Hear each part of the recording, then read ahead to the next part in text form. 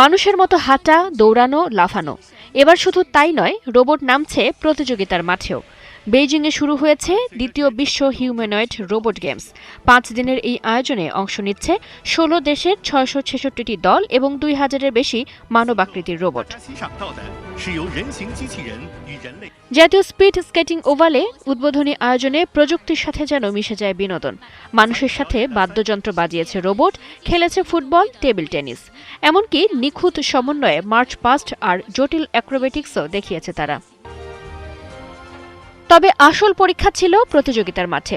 51টি ইভেন্টে মোট 1000-এর বেশি প্রতিযোগিতায় রোবটদের সক্ষমতা যাচাই করা হচ্ছে। 80 কেজি শ্রেণীর কিক বক্সিংয়ে রোবট পরিচালনা করা ছিল আরেক ধরনের চ্যালেঞ্জ। প্রতিপক্ষের আঘাত সামলানোর পাশাপাশি নজর রাখতে হয়েছে রোবটের গতি, ভারসাম্য আর তাপমাত্রার ওপর। মঞ্চে ওঠার আগে অনেক সময় ধরে প্রস্তুতি নিয়েছিলাম, কিন্তু রোবট যখন আসলেই মঞ্চে উঠল তখন বেশ অবাকই লাগে। আমাকে সবসময় রোবটের পরবর্তী চাল বুঝতে হয়েছে এবং দূরত্ব হিসেব করতে হয়েছে। শুধু কিক বক্সিং নয়, গতির প্রতিযোগিতাতেও রেকর্ড গড়ছে রোবট।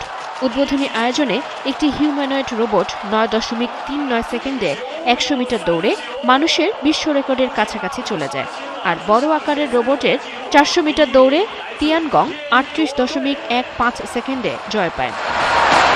লম্বা লাফেও পিছিয়ে নেই তারা। স্ট্যান্ডিং হাই জাম্পে একটি রোবট 2.8843 মিটার উচ্চতায় উঠে মানুষের হাই জাম্পের রেকর্ডকেও ছাড়িয়ে যাওয়ার নজির তৈরি করেছে।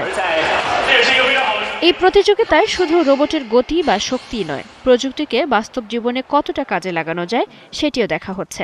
কারখানা, রেস্তোরাঁ, অফিস কিংবা জরুরি পরিস্থিতির মতো বাস্তব পরিবেশের কাজেও রোবটদের সক্ষমতা যাচাই করা হচ্ছে। আমরা হয়তো তরুণ, কিন্তু আমাদের প্রযুক্তি শক্তিশালী। ব্যক্তিগতভাবে আমি ভার্টিক্যাল এআই অ্যাপ্লিকেশন দিয়ে কাজ করতে চাই। এআইকে আরও বেশি হার্ডওয়্যারের সঙ্গে যুক্ত করে বাস্তব ও বাণিজ্যিক মূল্য তৈরি করতে চাই।